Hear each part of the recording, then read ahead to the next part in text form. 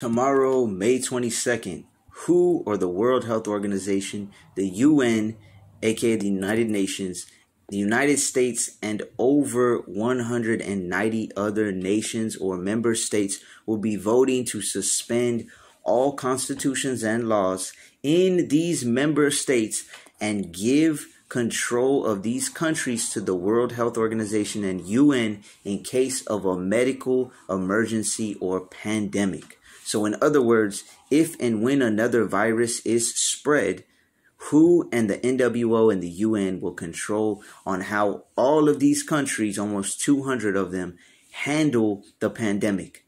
This is what the elites have been calling for when they say a new world order must be established. A new world order.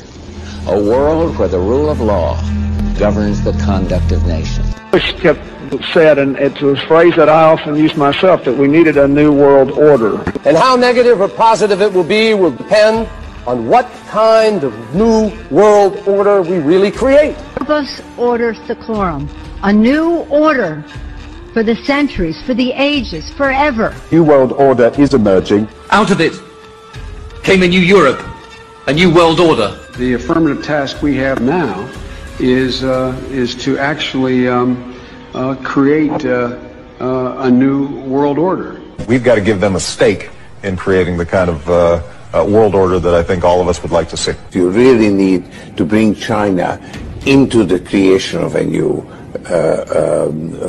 world order. But in the Bible and to us believers, we call it the beast system. Okay, there is no stopping the beast system or the new world order. I hear people saying we got to do this, we got to do that to stop it. We cannot stop the prophecies. None of the prophecies in the Bible shall fail as it is written. So me and many other brothers have been telling y'all for years now that this was going to come to fruition.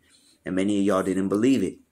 That the Crown 19, I won't even say it, and the Omegatron were just test runs, right? It's no coincidence that now, right before they're gonna vote on this, and it's going to pass. It may have a couple hiccups here and there, but it's going to pass.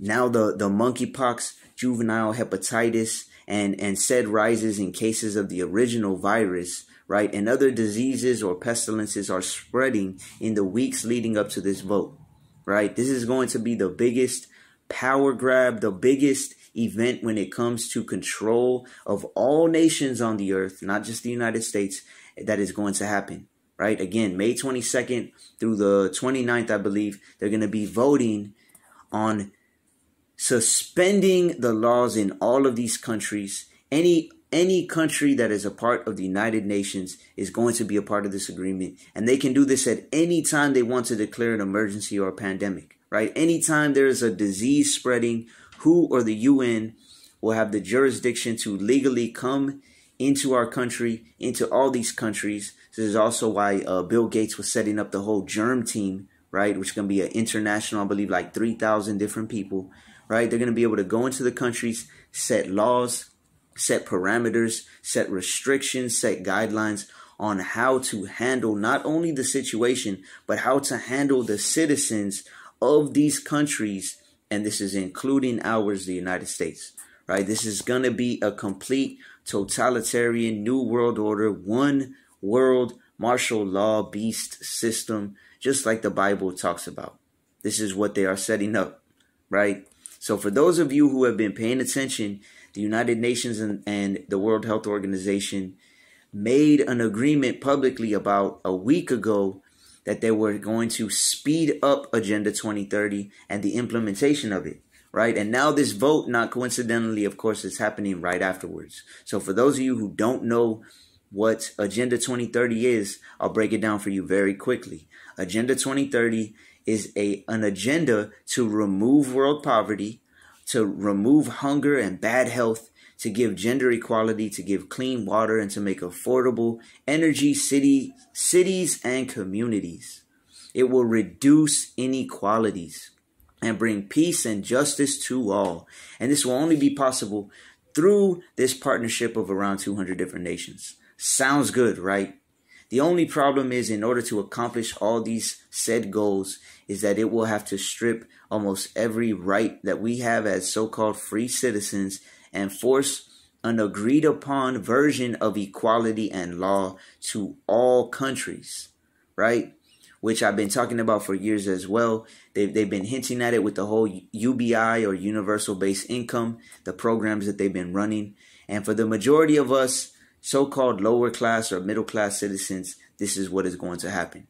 It is literally going to be a one world cookie cutter, get with the program lifestyle, or you'll get completely cut off from the system, or worse, right? So let's look at just a few news articles real quick, just so you could see how this is all one great scheme and plan, but it's broken down into multiple different aspects working towards the same agenda.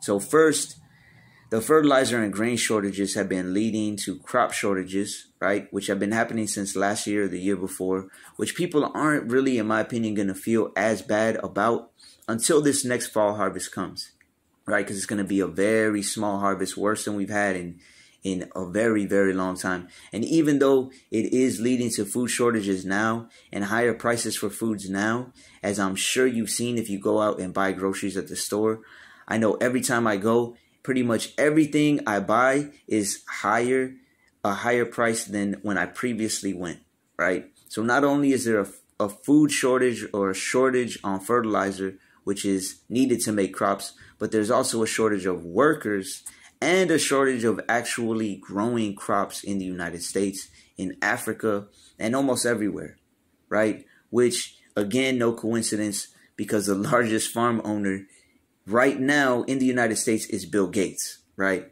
Who is also the one that said a worse pandemic is coming, right? Who was also the one that was pushing the original inoculation on people in the first place, right? And all this, again, is needed for the UN and the World Health Organization to take control of not only this country, but the world as we know it, right?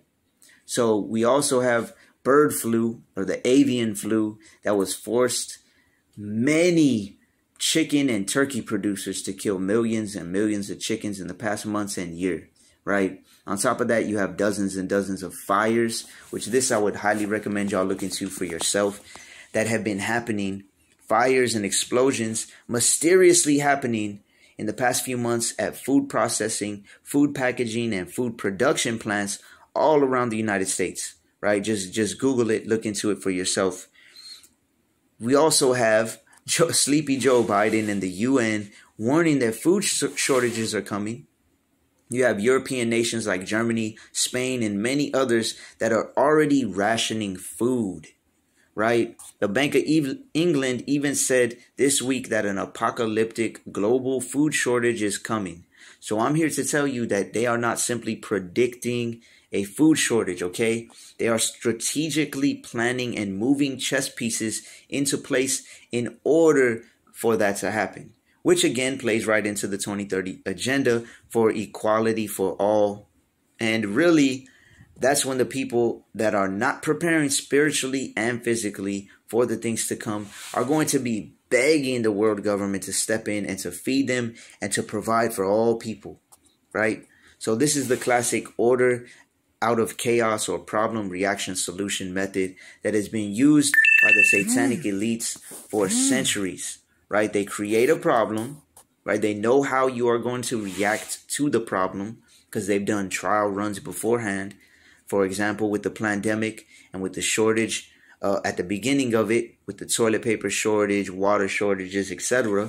So they know how the majority of people are going to react, and they are going to be begging for it, right? So imagine how bad the reactions will be when instead of not having toilet paper, people don't have food, right? Or don't have water.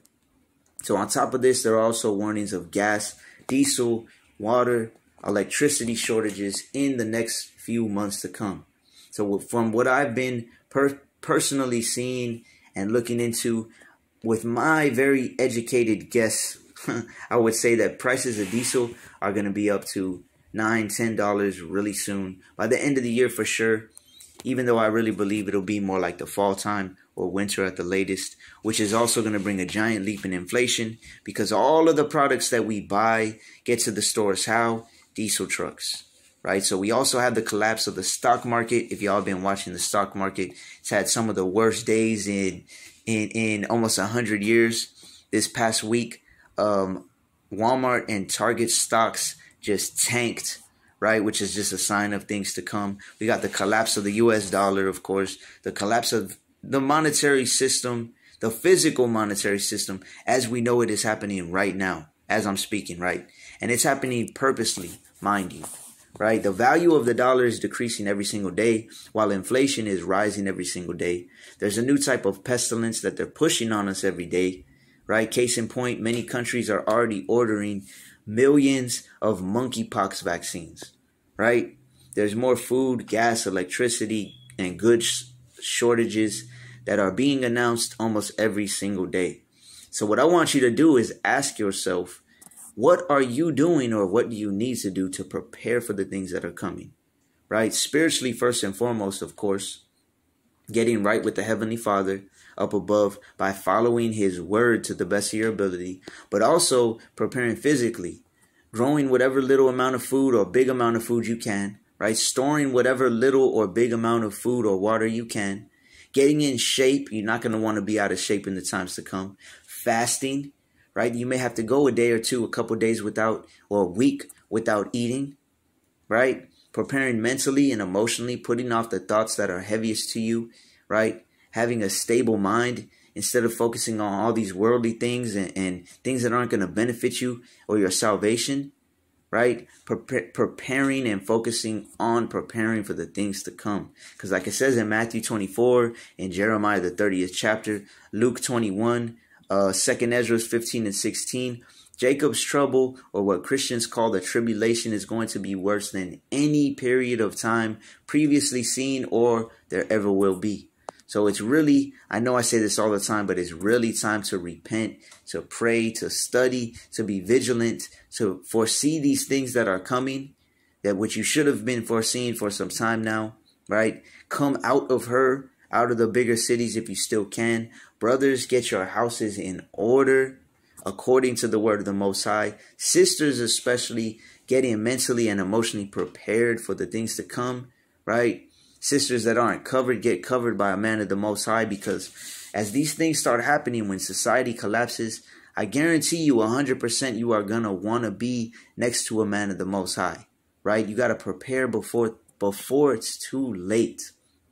Prepare for the things to come, because the end times are definitely at hand, just as prophesied. If you have eyes to see, ears to hear, you know these things are presently before us, right? Stop living beyond your means. Stop wasting money on things you don't need or that won't help you in the times to come, right? Money is a defense and wisdom is a defense. Wisdom is the more important defense, but money can be a defense as well. So most of the physical possessions that you have, if you really think about it, they are not necessities. You do not need them. Make sure you can still eat. You can still cook. You can still even wash your clothes, etc. before your electricity gets cut off, before you get locked down for weeks or months at a time like in China. 你在突然之间，所有人都叫了，要死。